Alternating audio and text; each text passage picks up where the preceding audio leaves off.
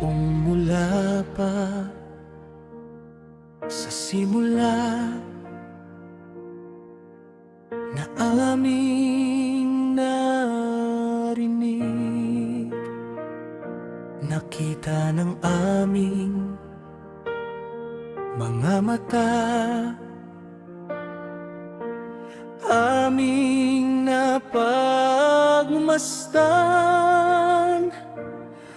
at nahawakan ng aming mga kamay ang tungkol sa salita ng buhay, sapagkat ang buhay ay nahayag at ito'y aming nakita at pinatotohanan at aming inihayag sa inyo ang buhay na ito na walang hanggan, na kasama ng Ama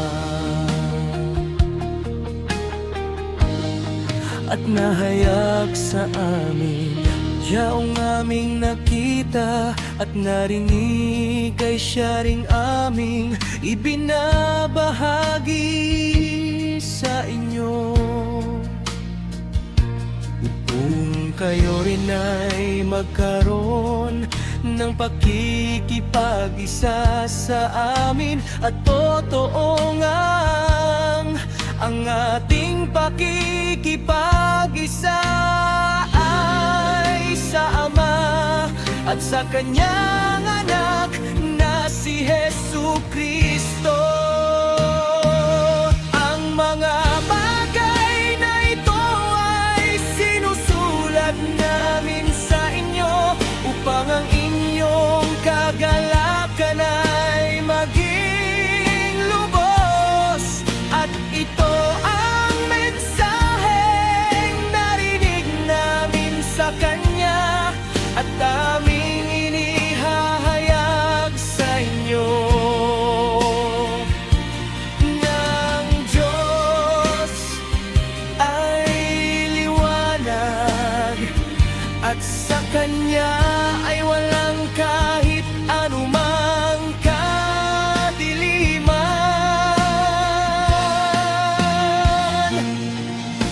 Kung ating sinasabi na mayroon tayong pakikipag-isa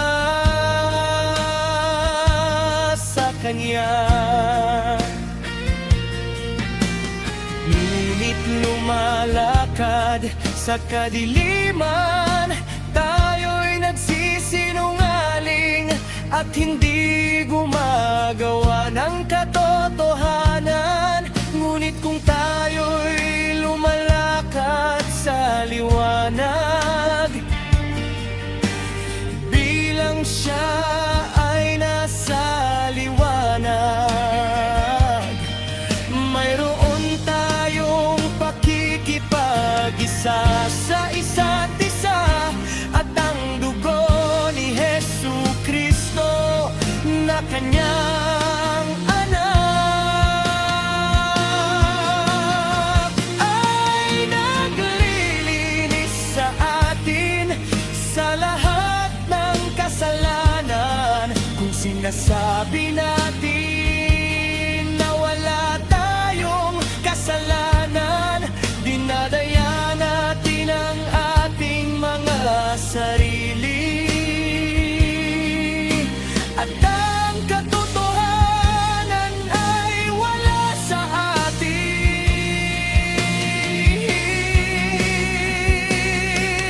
Kung ating ihayag sa Kanya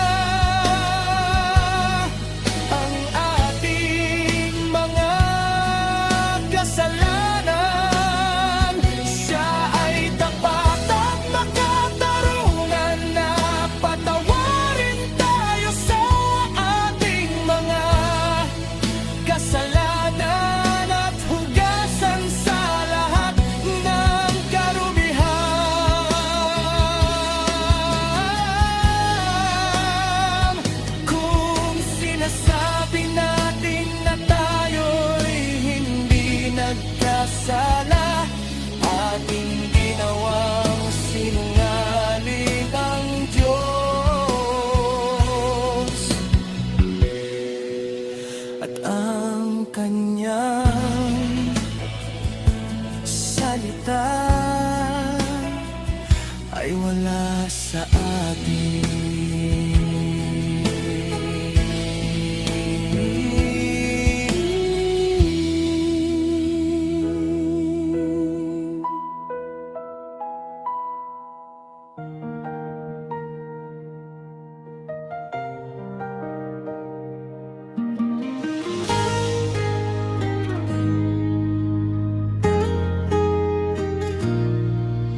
Yaong mula pa sa simula na aming narinig, nakita ng aming mga mata, aming napagmasdan at nahawakan ng aming mga kamay ang tungkol sa salita ng buhay. Sapagkat ang buhay ay nahayag at ito'y aming nakita at pinatotohanan at aming inihayag sa inyo ang buhay na ito na walang hanggan, nakasama ng Ama.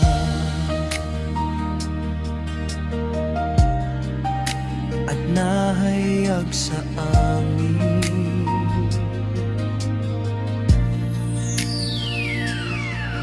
Yaong aming nakita at narinig ay siya ring aming ibinabahagi sa inyo, upang kayo rin ay magkaroon ng pakikipag-isa sa amin. At totoo nga, ang ating pakikipag-isa ay sa Ama at sa Kanyang Anak na si Heso Kristo. Ang mga bagay na ito ay sinusulat namin sa inyo upang ang inyong kagalakan ay maging lubos. At ito ang mensaheng narinig namin sa Kanya at aming inihahayag sa inyo. Ng Diyos ay liwanag at sa Kanya ay walang kahit anumang kadiliman.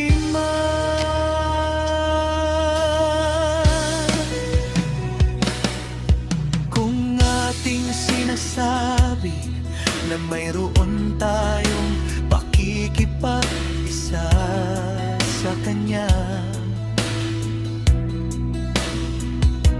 ngunit lumalakad sa kadiliman, tayo'y nagsisinungaling at hindi gumagawa ng katotohanan. Ngunit kung tayo'y lumalakad sa liwanag, bilang Siya ay nasa liwanag, mayroon tayong pakikipag-isa sa isa't isa. At ang dugo ni Jesucristo na Kanyang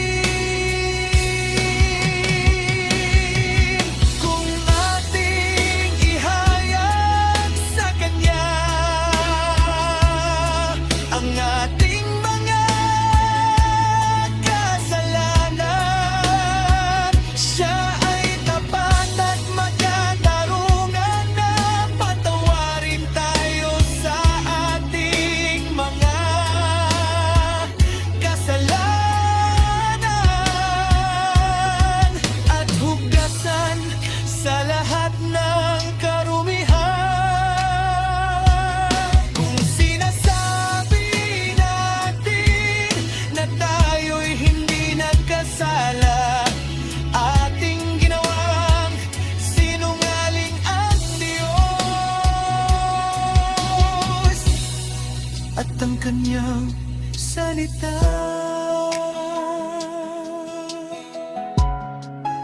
ay wala sa atin.